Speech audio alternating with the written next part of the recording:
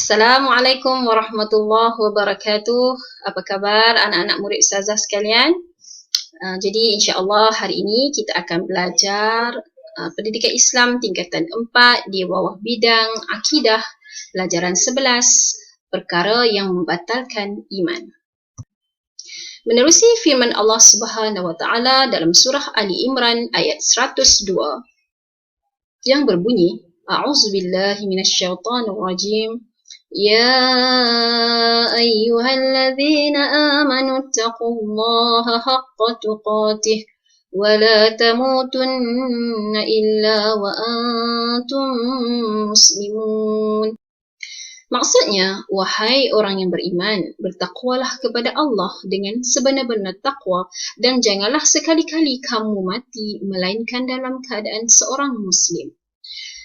Menurut Syekh Abdul Rahman Hassan Habannakah dalam kitabnya Al-Aqidatul Islam, iman boleh terbatal melalui 3 cara, iaitu yang pertama melalui i'tiqad, kepercayaan kita ataupun pegangan kita. Yang kedua melalui perkataan dan yang ketiga melalui perbuatan.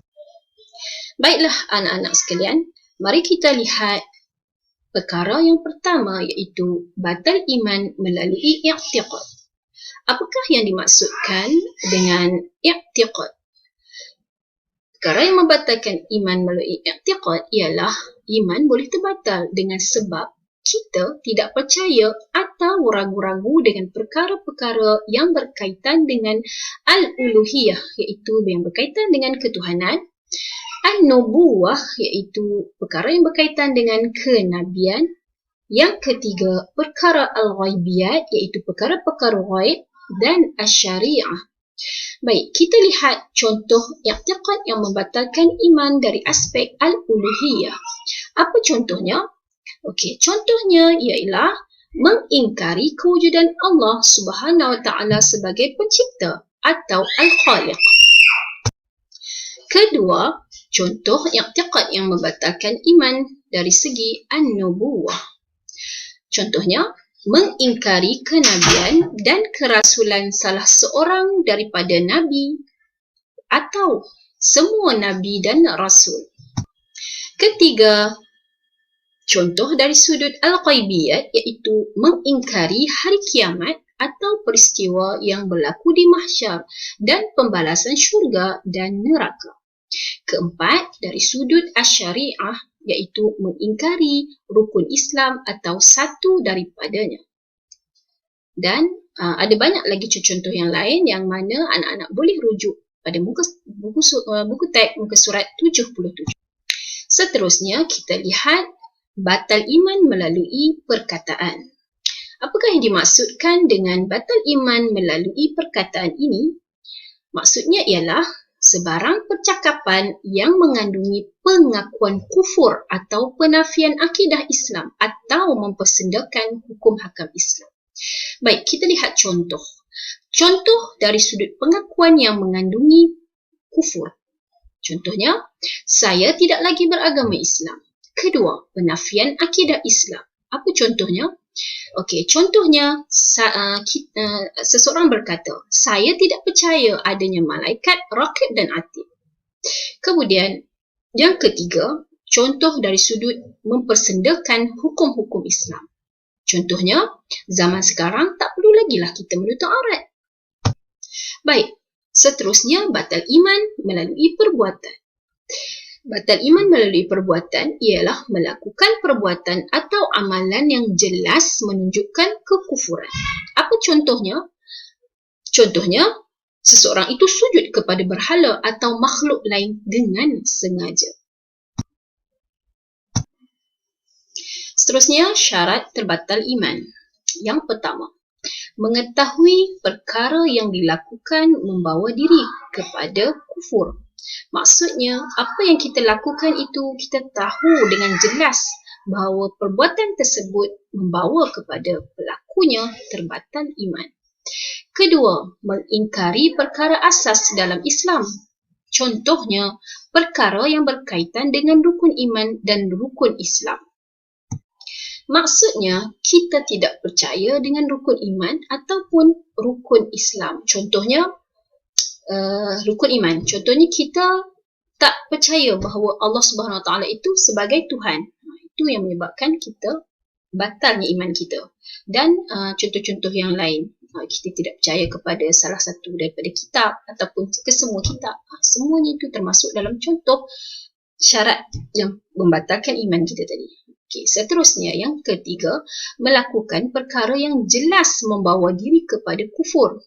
Kita tahu, kita dah jelas perkara tersebut boleh menyebabkan berlakunya kekufuran, maka terbatallah iman seseorang itu apabila dia lakukan perkara tersebut. Okey, yang seterusnya yang keempat, melakukan sesuatu perkara dengan sengaja dan pilihannya sendiri tanpa sebarang paksaan. Sebab jika beliau terpaksa, maka tidak terbatal iman. Contohnya seperti Ammar bin Yasir yang dipaksa meninggalkan agama Islam, yang dipaksa untuk kufur kepada Allah Subhanahu Wa Taala. Maka apabila seseorang itu terpaksa, tidak terbatal imannya. Sekarang kita lihat pula kesan melakukan perkara yang membatalkan iman. Antaranya ialah menyebabkan rosak segala amal soleh dan ibadah yang telah kita lakukan. Yang kedua, tidak diampunkan dosanya oleh Allah Subhanahu Wa Taala sekiranya tidak bertaubat dan kembali kepada Islam. Ketiga, diharamkan memasuki syurga, sebaliknya akan kekal dalam neraka.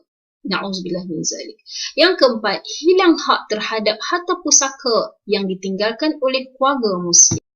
Baik, bagaimana cara untuk kita menjauhi perkara yang boleh membatalkan iman? Ada banyak cara. Antaranya ialah melalui ilmu, iaitu mendalami ilmu akidah Islam supaya dapat mendalami batas-batas iman dan kufur. Kedua, dengan cara bersahabat dengan orang yang soleh, yang mana mereka ini dapat membimbing diri kita kepada kebaikan. Yang ketiga, dengan amalan, iaitu melakukan amal soleh yang boleh mengukuhkan keimanan dan keyakinan kita kepada Allah Subhanahu Wa Taala dan Rasulullah Sallallahu Alaihi Wasallam. Yang keempat, melalui kaji ataupun pengkajian dengan memastikan sesuatu kepercayaan dan amalan berdasarkan Al-Quran dan Sunnah. Maknanya kita mesti melakukan sesuatu amalan itu bertepatan dengan Quran dan Sunnah sebagaimana yang ditunjukkan oleh baginda Rasulullah Sallallahu Alaihi Wasallam.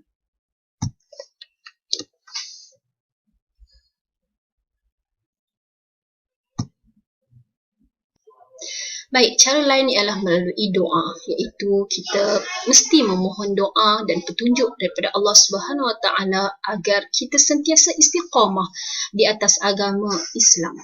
Seterusnya melalui taubat dengan sentiasa beristighfar dan memohon keampunan daripada Allah Subhanahu Wa Taala atas dosa dan kesalahan yang kita lakukan. Baiklah anak-anak sekalian, Ustazah berharap anak-anak pelajar semua memahami tajuk ataupun memahami pelajaran yang kita belajar pada hari ini. Jadi sebelum kita mengakhiri tajuk kita pada hari ini, Ustazah ingin membincangkan dengan kamu, ingin berdiskusi berkaitan dengan soalan kebat, kemahiran berfikir aras tinggi. Jadi pelajar sekalian boleh merujuk pada buku surat 92. Okey, jadi cuba tengok soalan nombor 7. Ya.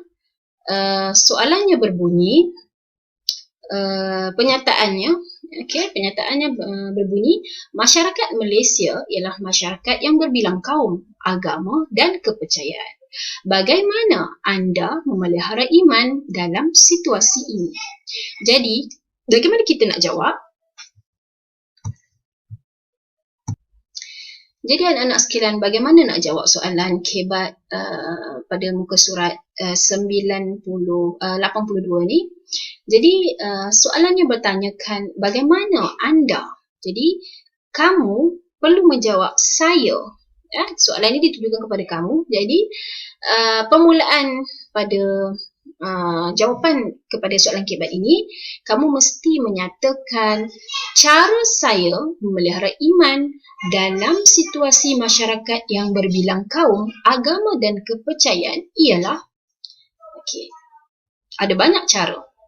Jadi kamu boleh tengok pada buku teks muka surat 81, ada banyak cara untuk kita memelihara iman dalam situasi masyarakat yang berbilang kaum. Antaranya ialah melalui mendalami ilmu. Okey, kemudian yang kedua melalui berdamping dengan sahabat yang soleh. Kemudian melalui pengkajian dan sebagainya. Jadi Ustazah bagi contoh ya. Contoh yang tadi itu ada 3 lah, melalui 3 contoh. Jadi boleh pilih mana-mana isi yang kamu nak dan kamu kembangkan ia menjadi huraian lengkap dan juga kesimpulan. Ya, jadi soalan kebat kena ada 4 rubrik, iaitu isi, huraian lengkap dan kesimpulan. Jadi Ustazah harap kamu cubalah mengembangkan isi tersebut yang Ustazah beri tadi. Jadi cuba buat dahulu, kemudian boleh send kepada Ustazah melalui grup Telegram kita lah. Jadi Ustazah akan cuba semak dan kita akan bincangkan dalam kelas yang seterusnya insya-Allah.